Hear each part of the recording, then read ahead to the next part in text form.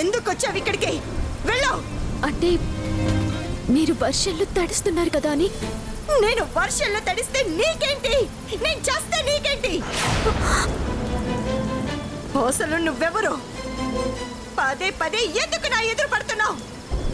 నాకెందుకు అసలు మనశ్శాంతి లేకుండా చేస్తున్నావు? అయ్యో, అంత మాట అంటున్నారేంటమ్మా? నార్మల్.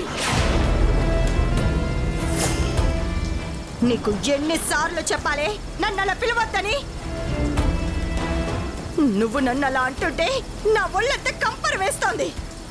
అసలు నీ మోహన్ చూస్తేనే నాకు అసహ్యం వేస్తోంది. వెళ్ళవతలికి.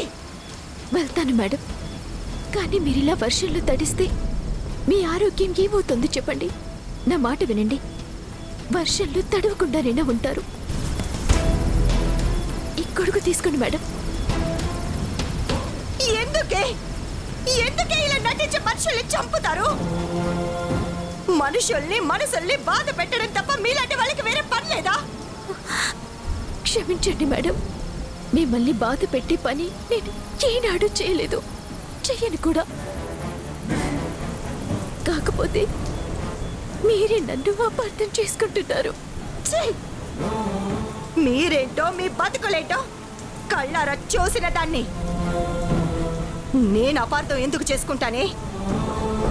బాగా అర్థం చేసుకున్నాను కాబట్టే నీ నీడ కూడా నా మీద పడకూడదని దూరంగా పెట్టాలని చూస్తున్నాను.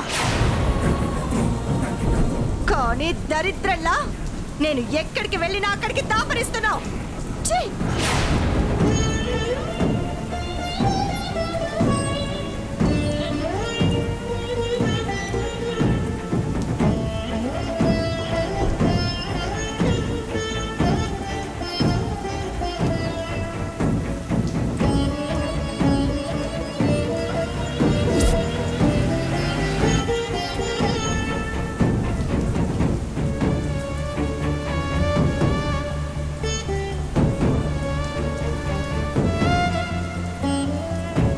నేను చెప్పాను కదా దారిని, ఆవిడకి నువ్వంటే పడదు, ఇలాగే తిడుతుంది.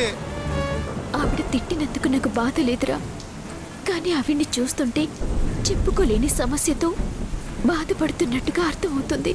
అదేం లేదు, ఆవిడకి మనలాంటి వాళ్ళంటే అలుసు. లేదురా, ఎవరైనా తమ సంతోషాన్ని కానీ బాధని కానీ అయిన వాళ్లతోనూ తెలిసిన వాళ్లతోనూ పంచుకుంటారు. కానీ ఈవిడ మాత్రం తన వాళ్ళున్నప్పటికీ ఇలా చనిపోయిన వాళ్లతో చెప్పుకొని ఏడుస్తుందంటే ఆవిడ మనసులో ఏదో పెద్ద బాధ ఉంది. బహుశా ఆ బాధ వల్లేనేమో నన్ను అపార్థం చేసుకొని కోపడుతోంది. అసలు అంత మంచి మనసున్న ఆ తల్లి ఇంత కఠినంగా మారటానికి కారణం ఏమై ఉంటుందో ఏంటో. సర్లే, దాని గురించి వదిలేసాయి. అక్కడ అమ్మ నాన్న మన గురించి ఎదురు చూస్తూ ఉంటారు. తొందరగా పోదాం పదా.